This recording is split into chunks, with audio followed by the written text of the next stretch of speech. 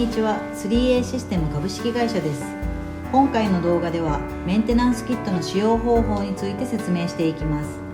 メンテナンスキットは塗装用スプレーガンの掃除などに使用します。まずはスティックブラシを出して全体を掃除します。スティックブラシは歯ブラシのような形をしております。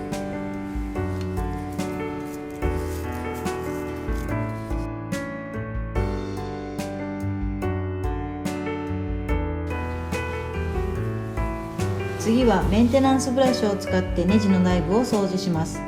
メンテナンスブラシは太いブラシと細いブラシが1本になっております。大きなネジの内部は太いブラシで、小さいネジの内部は細いブラシで掃除します。細いところはブラシがなかなか入らないので、メンテナンスブラシはとても便利です。次はエアーキャップの中を掃除します。エアーキャップのネジを開けてツイストブラシで細かいところを掃除します。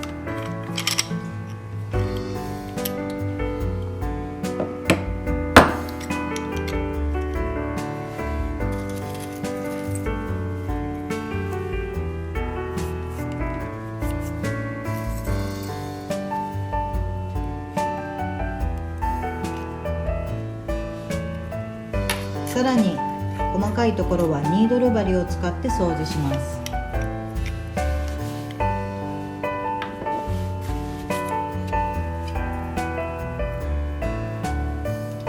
ニードル針は先端がギザギザになっており、穴の内部の掃除が丁寧にできます。最後にエアーキャップをつけ、エアーキャップを筆で掃除します。